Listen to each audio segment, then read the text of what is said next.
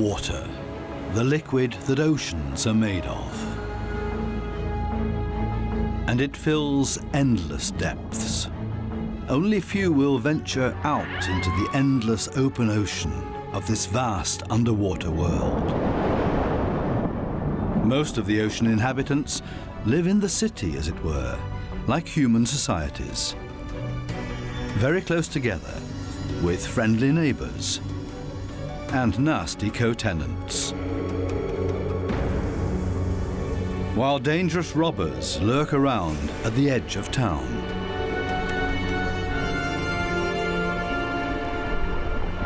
To assert yourself here, you have to be equipped with all kinds of tricks and clever strategies, or lie and cheat.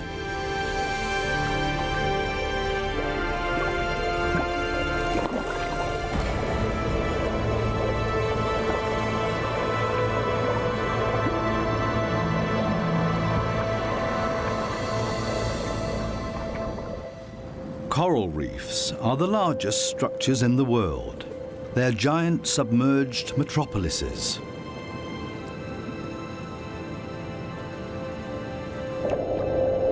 Millions of different inhabitants live in these cities.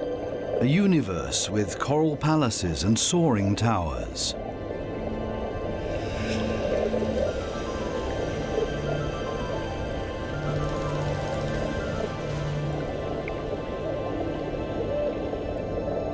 Every neighborhood has a chief. The entire street belongs to this guy. No trespassing, okay? A typical large city with all the noise and ruckus.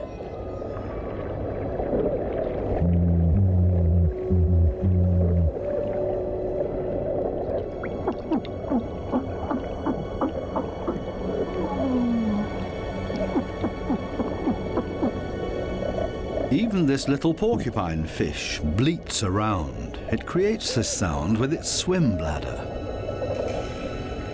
Two small harlequin shrimps are nibbling on this blue sea star.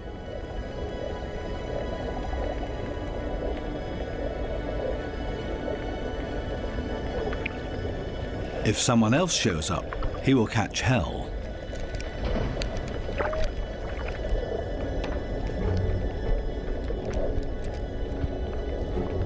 Another harlequin shrimp busy pulling a bite out of a sea star.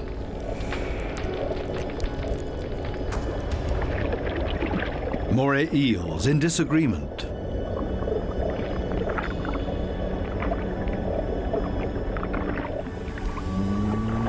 A scorpion fish shuffles across the ocean floor.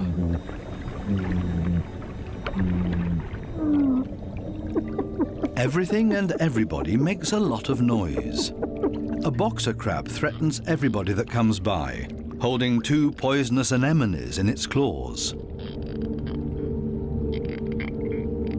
At least the anemone reef looks peaceful. Or does it? The clownfishes are having a huge squabble. Who does this anemone belong to?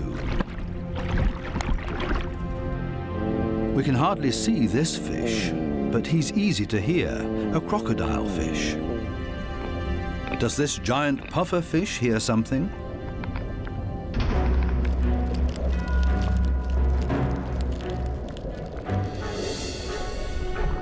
It's a ray that's getting away. A dispute amongst the members of the cichlid family. Who is stronger, and especially who is louder?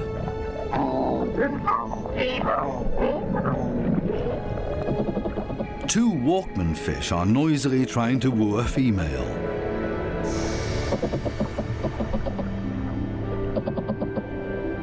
Big city noise everywhere, especially when a large structure is being torn down. Everybody lives in their own way in this noisy metropolis. Some hover above it all, but others are more down to earth and literally live in the coral sand. These goatfishes, for example, they plow through the ocean floor and catch smaller animals between their teeth. They use their barbels like a dowser. With them, they can detect even the weakest electric fields that point them towards small prey.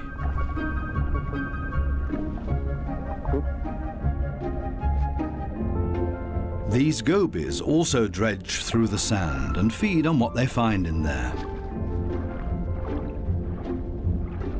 There's another way of finding prey in the sand.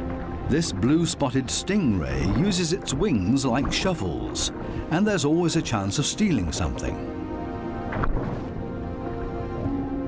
While one works, others just stand by and feed on what's left over, maybe a piece of crab or a mussel. You have to be very familiar with this area to find the best morsels.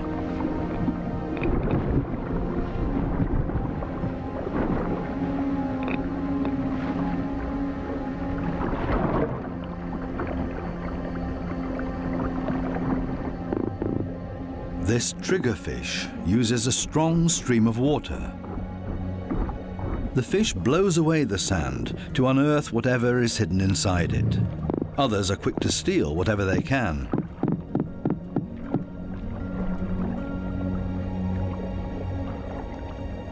The triggerfish is a commanding fish, and most reef inhabitants are easily intimidated by him, except for these strange visitors that don't seem to show fear.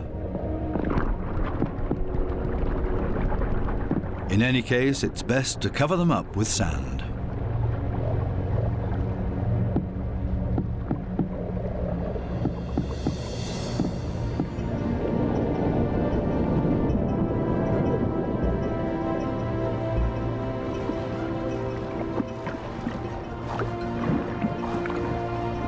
It's not easy for a small fish in a big city.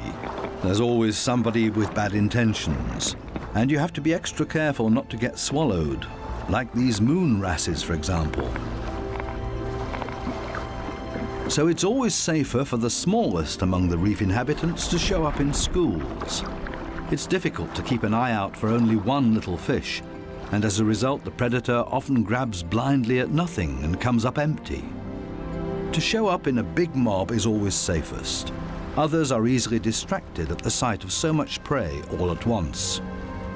This easygoing giant pufferfish would never have a chance here anyway. Being part of a school of fish is always the best protection from predators. The slow ones are being ignored. No danger here.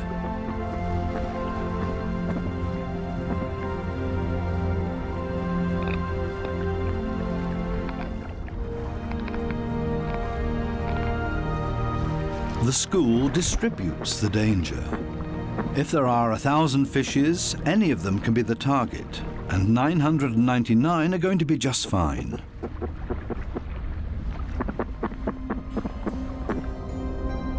But what about loners, or those that live as a couple?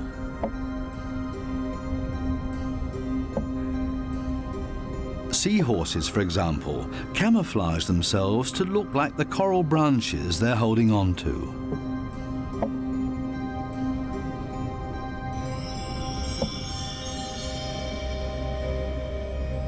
Even more difficult to see, where is the animal here?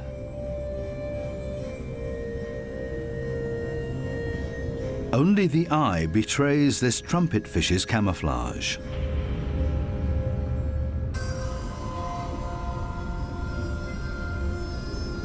They do everything to not look like themselves, ornate ghost pipefishes. They're inseparable, a couple. The female is already carrying eggs in her extended belly. Before long, the male will fertilize her eggs. They are still regular fishes, despite their unique costume. This one looks like torn-off seagrass. The spiny waspfish rocks back and forth in the current.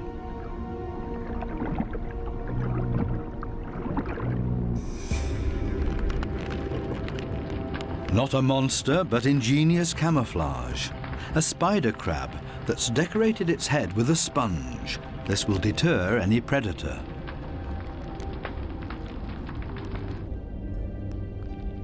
Another great camouflage, a barrel decorated with rocks. Only the movement of the gills betrays this stonefish.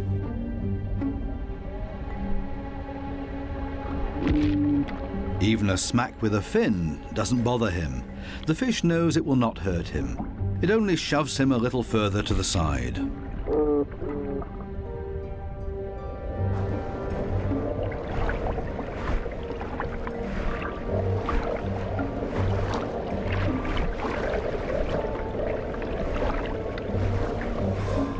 Similarly tough are its cousins, the scorpion fishes. They lie there as if dead, especially when others around them freak out. And even when moray eels fight with lionfishes for food.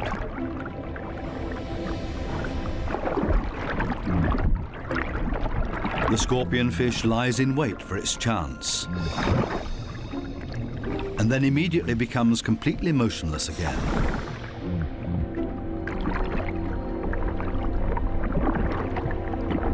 The only difference is that it raises its dorsal fins with the poisonous barbs inside, is completely still but now also armed.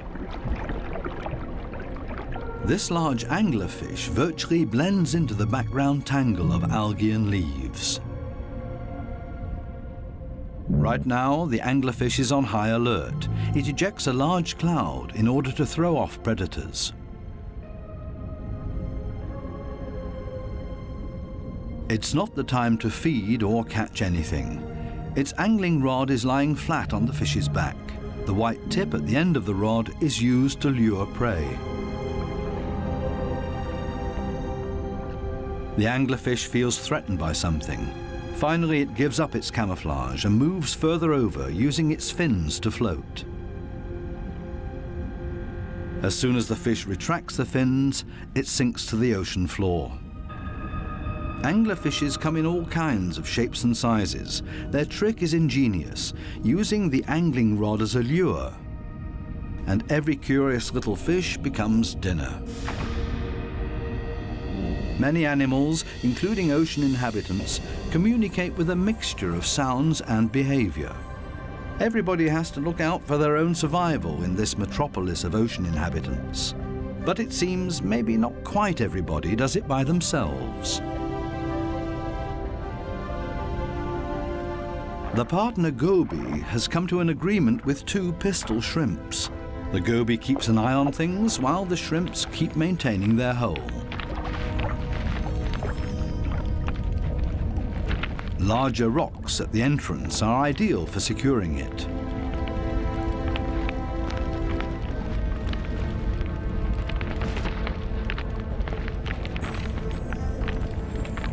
They're an experienced team.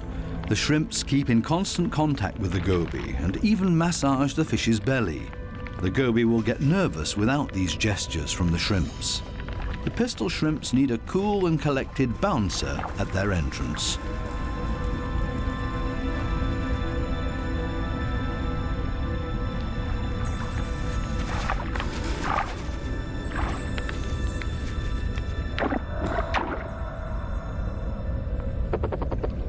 Teamwork. This is where the anemones settle with their poisonous tentacles. Whoever gets caught by those will pay for it dearly or lose their life.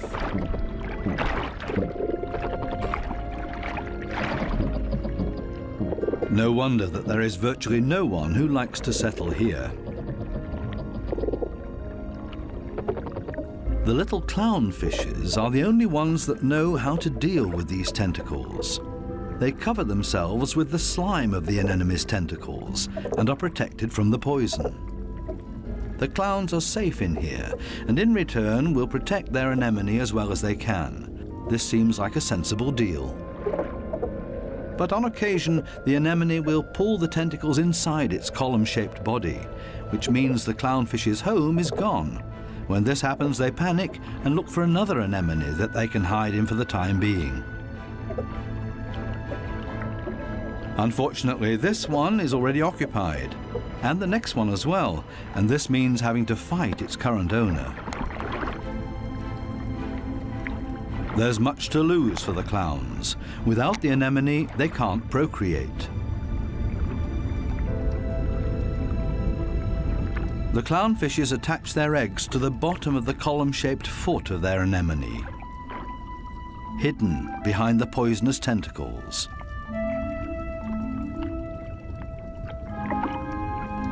Both male and female tend to the eggs. They fan fresh water on them. The eyes of the babies are already clearly visible. The clowns are very protective of their eggs.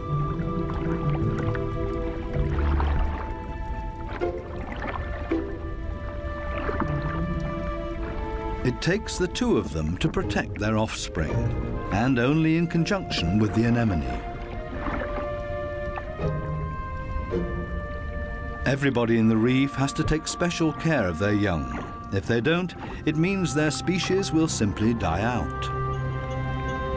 So it's not surprising that everybody gives it their best effort.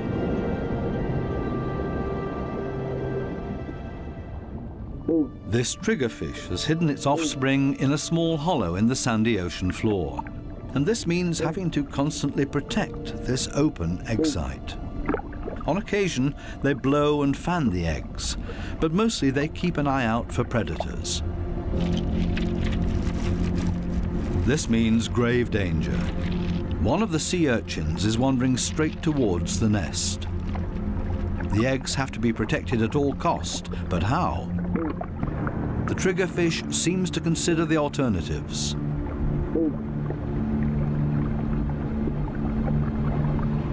But then it blows and then rams the sea urchin.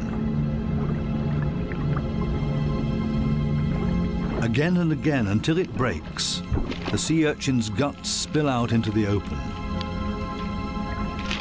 A few more hits for good measure. The danger has been averted. Everything else is easy.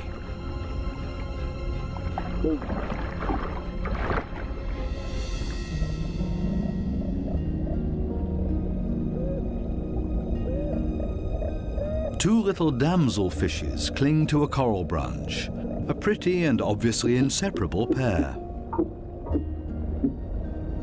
They appear to have something important to do. And there it is. The female has been laying eggs and glued them to a coral branch.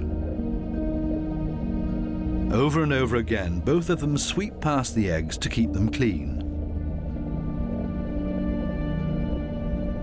Two very busy parents in the middle of town. Not far from them, the same kind of damselfish, but this one is feeding on the eggs, not tending to them. This damselfish's priorities have changed. Its partner is gone, and it's impossible to bring the eggs through by itself, so it feeds on its own eggs to at least recycle the nutrients.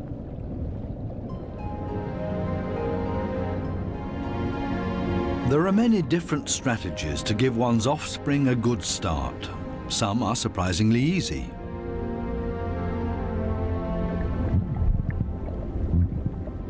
The mass mating of the black sea breams. The males are so generous with their sperm that often a cloud of it will engulf the entire wedding party.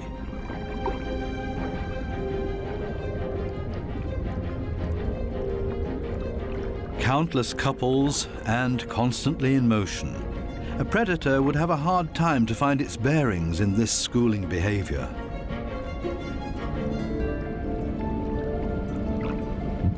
The fish's instincts cause them to mass mate in order to ensure the survival of their species.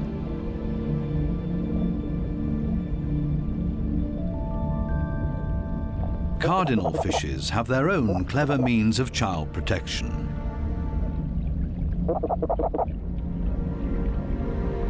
It's not time yet.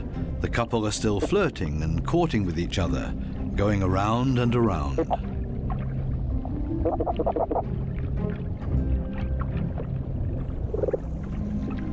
We'll leave them to it and take a detour to a couple not quite as gentle with each other. Monkfishes live in groups, and their nests are very close to one another. As a result, all the fishes are alerted to a predator nearing their nests.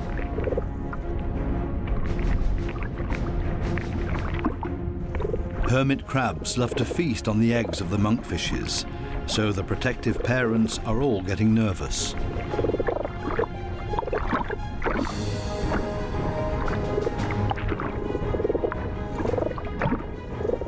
The hermit crab is still far enough away and currently busy with something else. The hermit crab's best defense is its house that it carries around for protection. The patience of the monkfishes is wearing thin.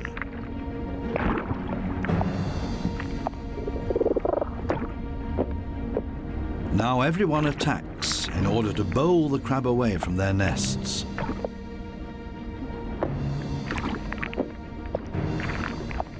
They're clearly telling this hermit crab to take a hike, but they should have stayed with their offspring because there's new danger approaching. A gaggle of rainbow wrasses takes advantage of this unique opportunity and ravages the monkfish nests. The predators are quick, brutal, and in the majority. Most of the monkfish eggs will be devoured.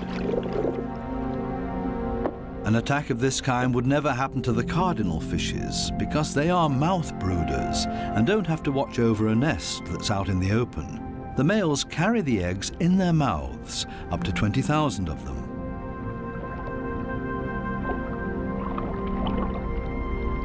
A mobile nursery.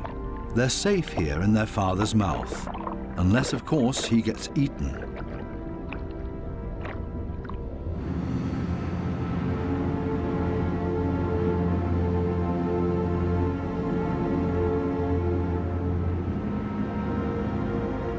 During the night, when it's dark, the danger is greatest.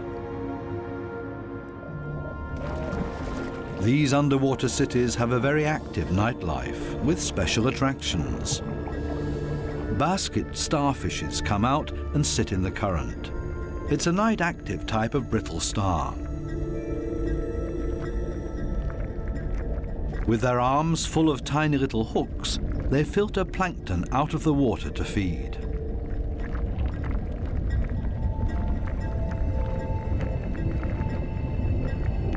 A very elegant feather star. It's on the move to find a better spot to filter plankton.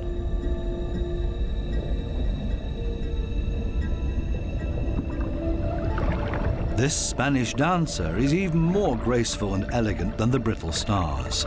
It's a type of nudibranch.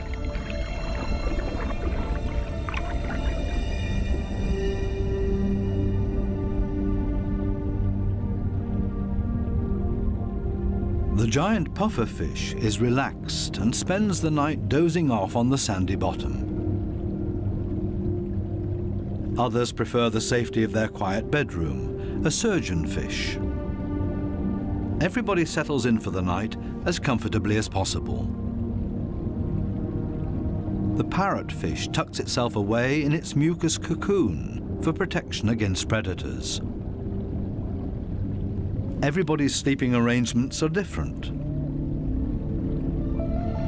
The poor triggerfish has to stand guard by its nest all night long. There's no time to rest.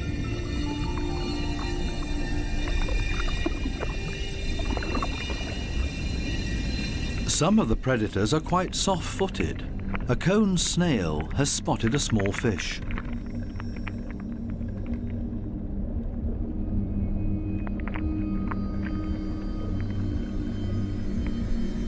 The snail is fast, and the prey disappears in the blink of an eye.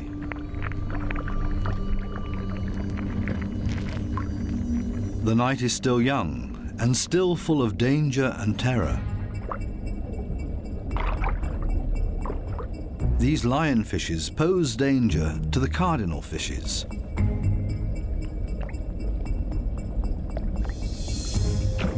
Lionfishes suck in their prey.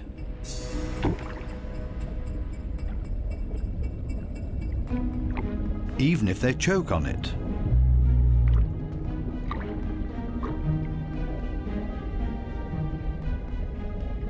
They're hanging around waiting for their chance.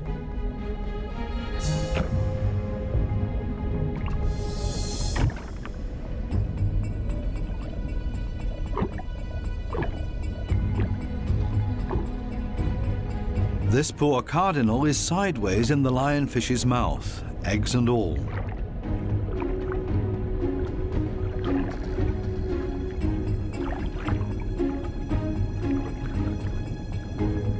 Lionfishes aren't the most elegant predators, with all their attachments and frayed fins. But this is all part of their camouflage. They're harder to see and blend into the background. Outside the reef, the lionfishes hunt as a school. They drive their prey towards one another with their fanned-out fins.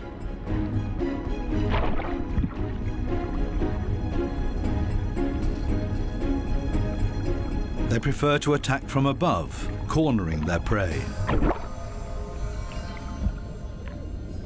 This is not a different location, just different light. These special blue lights totally change the appearance of the reef.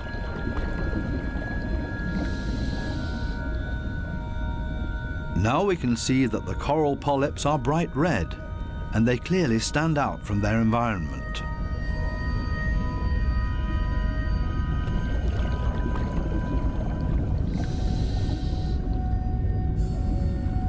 A new and fascinating perspective on the communication of many ocean inhabitants. And suddenly an eruption of sorts.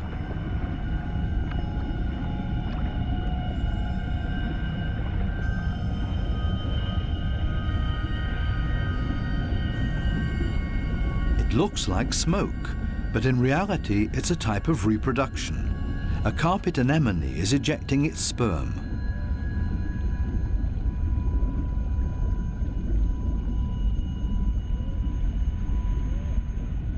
In the blue light, it looks like a dramatic eruption.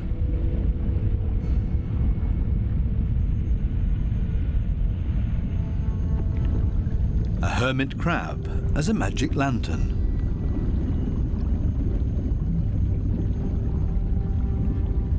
The blue light brings out these colors.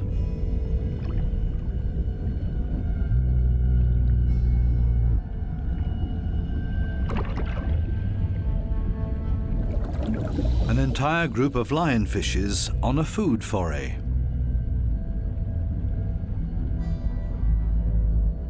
The animals don't seem to know any fear. It seems that they're well aware of the poison they carry in their back spines. They even use the light of our dive torches to their advantage. There's no nightly rest to be had here.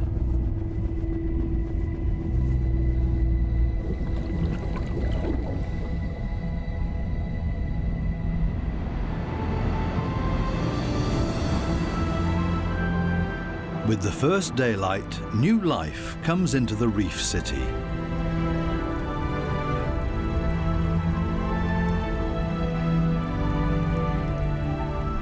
They all seem to start going again, ponderously with armored fins.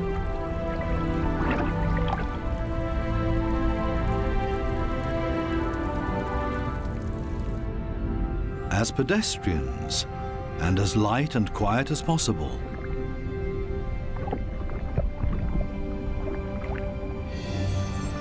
Mother and daughter, elegant and synchronous. Some have to hustle along on 10 legs. This spider crab runs straight into a brittle star gathering.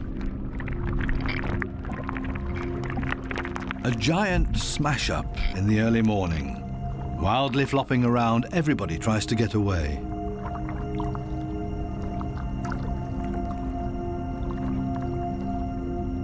As in every city, there are also shopping opportunities here.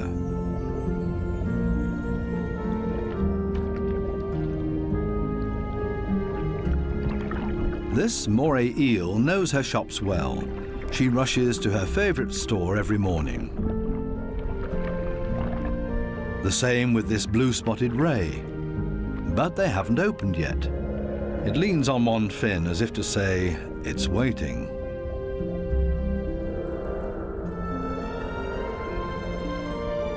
Similar problems in a branch further up. These sweet lips are also waiting to be tended to. Here they come, a little late this morning. The small cleaner wrasses are starting to open their shop and are hungry. They're ready to rid their customers of parasites. This ray is also being served. It likes to have its gills cleaned. This is a barter business. One side gets cleaned, the other fed. A very fair deal. Clownfishes seem to be excluded from this business because they can't leave their anemone. In their case, the cleaner fishes make house calls.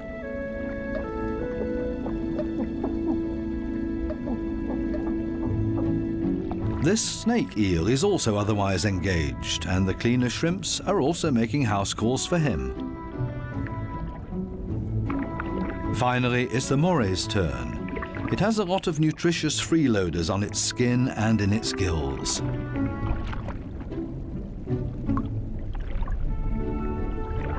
All of a sudden, the cleaners leave. Why?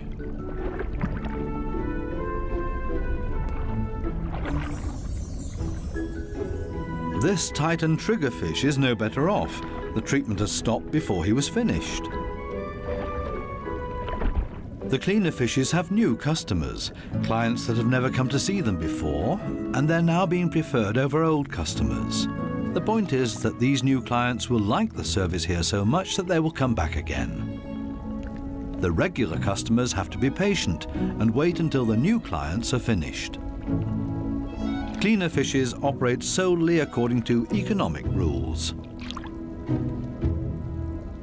This guy has also come for the first time and quite enjoys their service.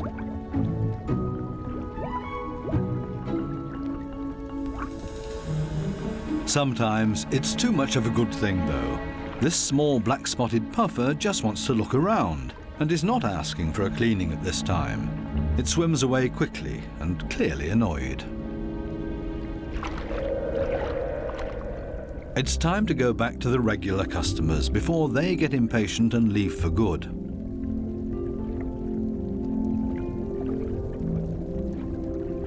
Digging deep where the gills are dirtiest.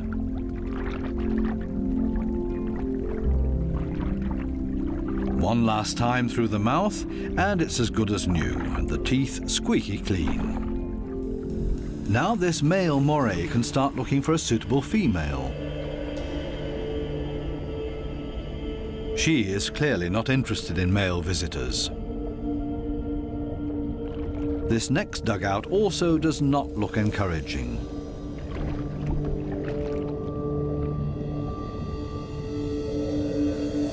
These two have already found each other. A strange pair with a triggerfish as roommate.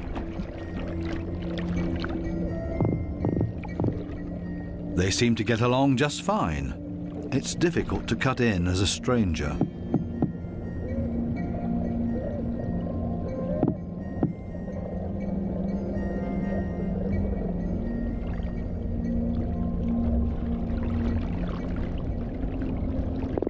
It would also be well advised to stay away from this giant triggerfish.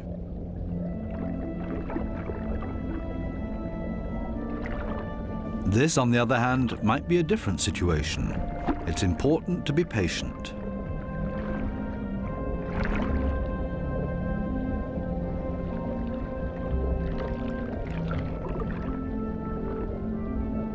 This female moray does not seem to be too reluctant.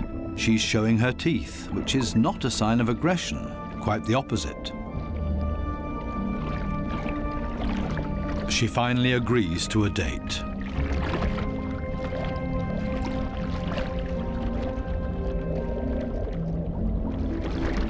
The two of them are getting to know each other. Moray eels are very gentle with their mates.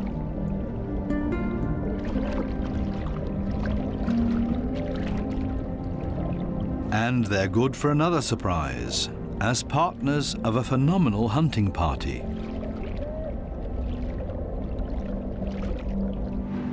These types of hunting parties have to find each other first in this big city.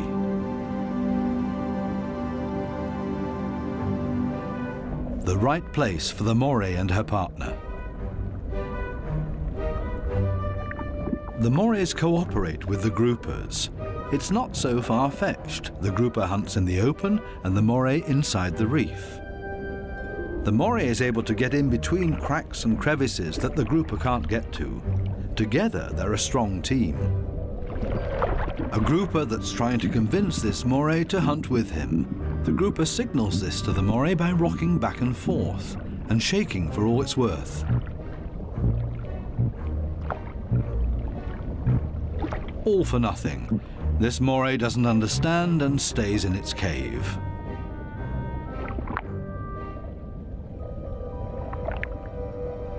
Next try. Maybe the moray will react this time and swim with him. Again, no luck.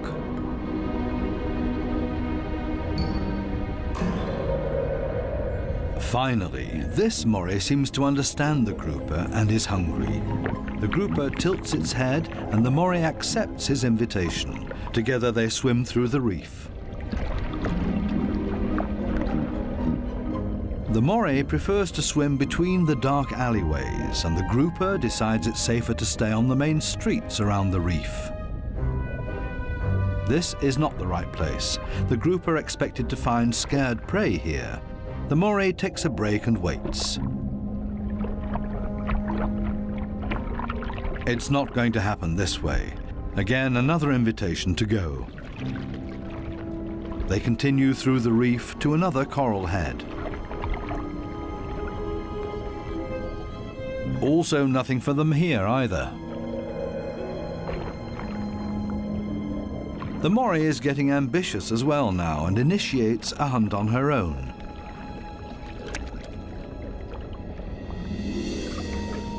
She might be better at finding hunting spots.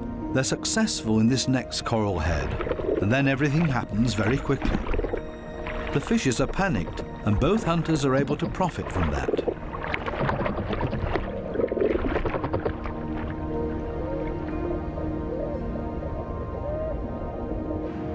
This coral city offers living space for millions. Many hideouts and crevices provide protection for everybody. My home is my castle.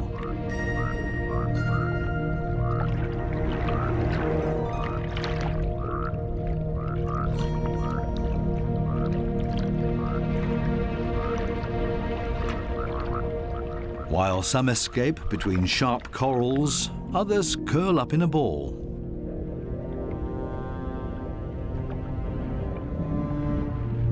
Octopuses don't have bones and are therefore able to change shape. Their homes are usually very tight and space-saving.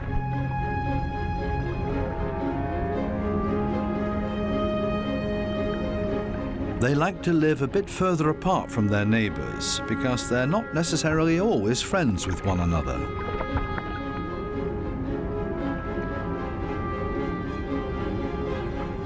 It might be best to put up a wall of stones between them.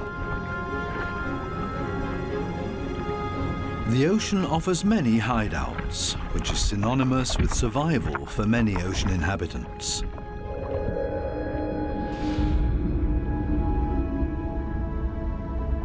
There can also be hideouts that nature never intended to be there,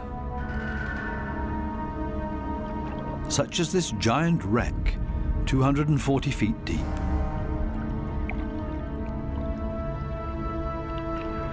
A research submarine on its way into the deep comes across a sunken freighter. It's an artificial world with countless nooks and crevices to offer protection and a home for many ocean inhabitants.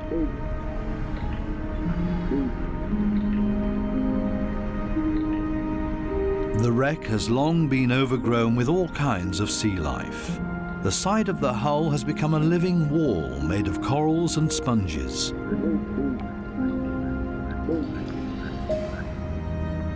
Sunfishes, with their odd form of movement, patrol this area. They're looking for jellyfish.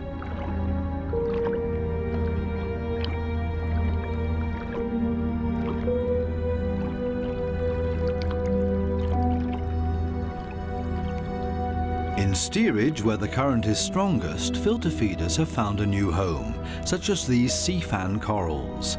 They feed on the tiny plankton particles. A unit that has grown together made of technical, man-made and organic structures. Even the steel anchor has grown a second skin, made of living beings.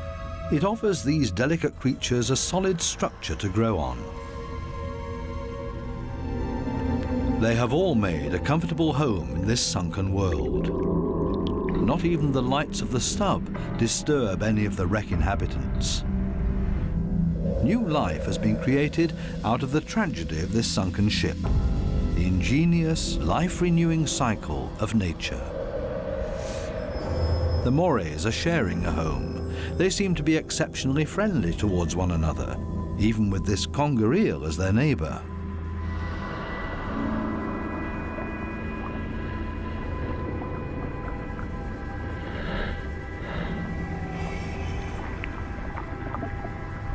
Even the octopus remains unharmed by the morays.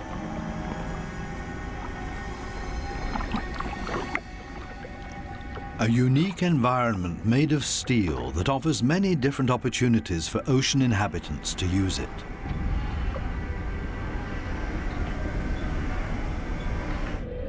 Even this fishing net offers a conger eel a place to hide. The original destination of the sub is located a bit deeper, a picturesque underwater city full of ancient amphora architecture. An antique merchant vessel sank here. Only the clay containers, once filled with Greek wine, are still visible. Now they offer homes and protection to many ocean inhabitants. Similar to the reef, hiding places are essential for staying alive down here. The amphorae have a very special shape. They taper towards the bottom, so they could be stored sitting upright in a layer of sand in the hull of the ship. The amphorae and their precious contents were safe during transport. Spiny lobsters welcome these types of caves. Conger eels also feel safe in this mess of amphorae and shards of clay, as if it was made for them and their slender, long bodies.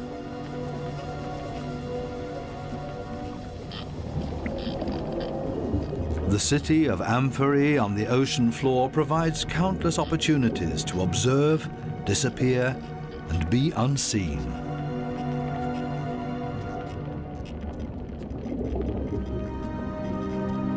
Maybe that's why this city seems to be very calm and orderly, even when the conger eel swims above everybody's abode. Nobody panics because they only have to withdraw slowly into their homes and are safe. The same goes for this forkbeard.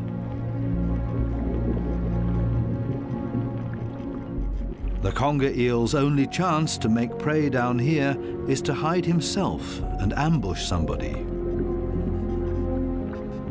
The sunfishes also don't have much luck feeding here, for the same reasons as the conger eel. On the other side of the globe, the Spencer Gulf in southern Australia. Every year, hundreds of giant cuttlefishes meet up to mate. The rocky seabed offers great holes and caves to hide the eggs.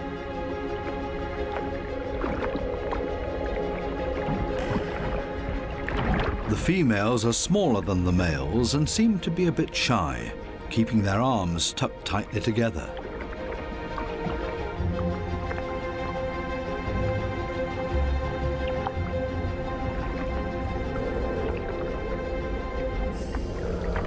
The males, on the other hand, present every bit of themselves openly to impress the females, but also other males that are potential rivals. When the going gets tough, it's always a good idea to hide behind the safety of a cloud of ink.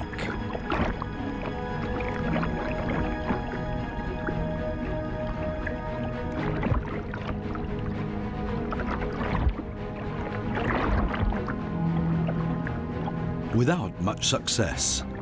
Escape in reverse.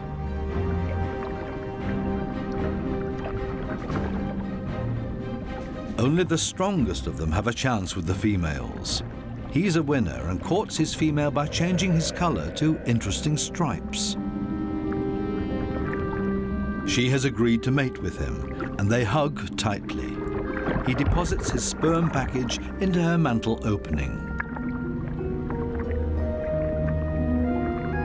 Immediately afterwards, she withdraws into one of the caves on the ocean floor in order to avoid courtship from other males, a clear signal. The male is protecting his female from other rivals.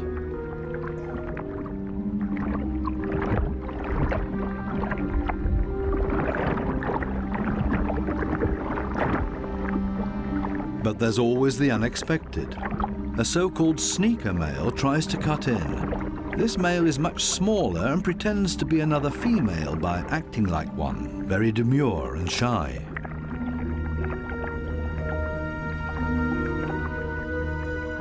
All seems to be fine in the den. He's busy chasing away other rivals from this new supposed female. Especially now that there are two females under his protection. It can't hurt.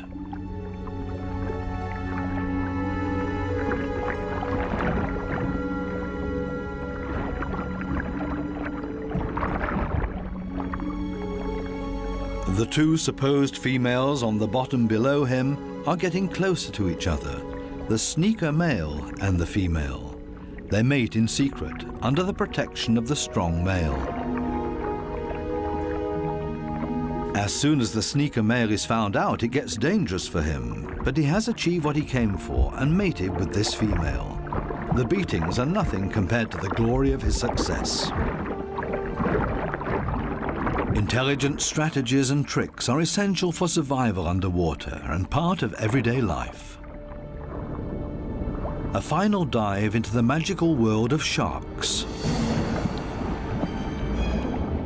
This spot on a sandbank close to the Bahama Islands has great attraction for these lemon sharks. They come here by the hundreds, and nobody exactly knows why.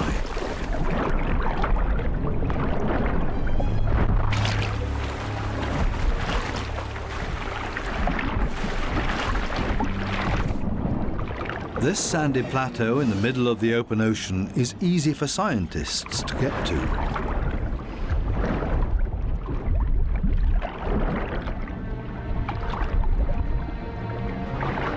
This experiment will show how sharks react to their own reflection. The metal mirror stands upright on the seabed. The animals that swim towards it will see their own reflection coming closer. How will these lemon sharks react? Now the researchers have to have strong nerves. Things stay surprisingly calm. The foreign object is almost ignored, as if it had been there forever.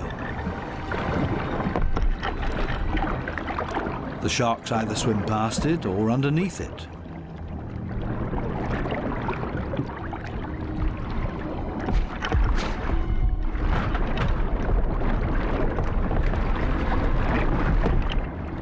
The scientists expected a bit more, and soon the sharks lose all interest in the mirror.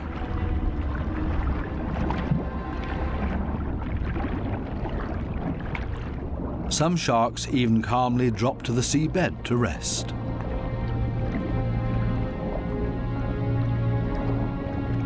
The only ones alarmed by this behavior are the remoras that like to keep moving.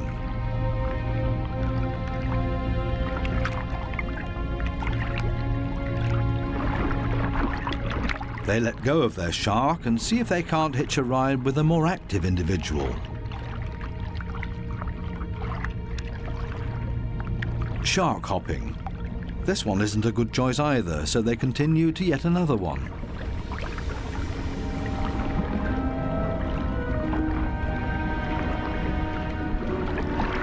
All of a sudden, something happens to the mirror, and the peaceful afternoon on the sandbank changes quickly into the complete opposite. The rope that the mirror is attached to loosens and the mirror falls over.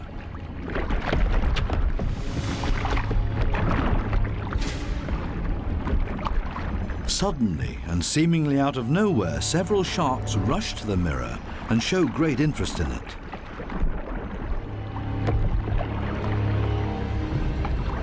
They smell and touch it, and they get more and more excited.